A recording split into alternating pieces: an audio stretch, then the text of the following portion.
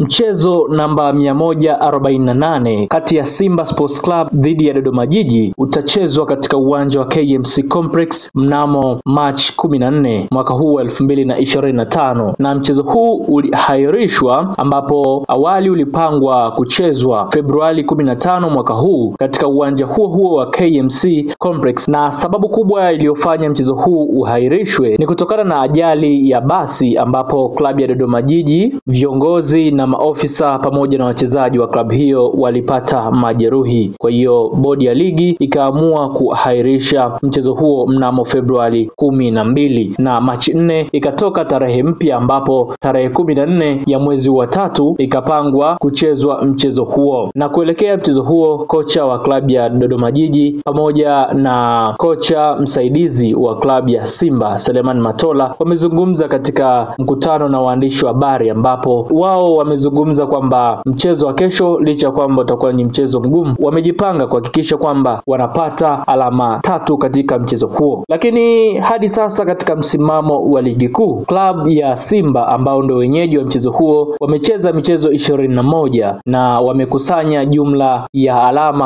54 wakiwa nafasi ya pili katika msimamo wa ligi kuu, huku klabu ya Dodoma Jiji ambao watakwenda kuwa wageni katika mchezo huo hadi sasa wamecheza michezo 22 wakikusanya jumla ya alama 27 wakiwa katika nafasi ya 8 katika msimamo huo. Klabu ya Simba itawakosa wachezaji wawili muhimu katika mchezo huo ambao ni beki wa kati Chemalon Fondo ambaye yeye aliumia katika mchezo wa Mzizima Derby dhidi ya Azam FC, lakini pia watamkosa golikipa wao Moussa Pinpin Kamara ambaye hadi sasa bado hali yake haijatengamaa. Una maoni gani mtazamaji wa Mbayu TV kuelekea mchezo huo wa ligi kuu? Ni nani unadhani ataibuka kidedea katika mchezo huo? Je, ni Simba au wali mazabibu wa pale Dodoma Jiji? Tuandikie maoni yako katika ukurasa wetu wa YouTube, lakini pia subscribe katika YouTube channel yetu. Pale Instagram tunapatikana kwa jina moja tu, Mbayu TV. Tufollow ili usipitwe na habari pamoja na matukio mbalimbali yanayotoka kila siku. Langu jina ni Temalten Mbilinyi, endelea kuwa nasi.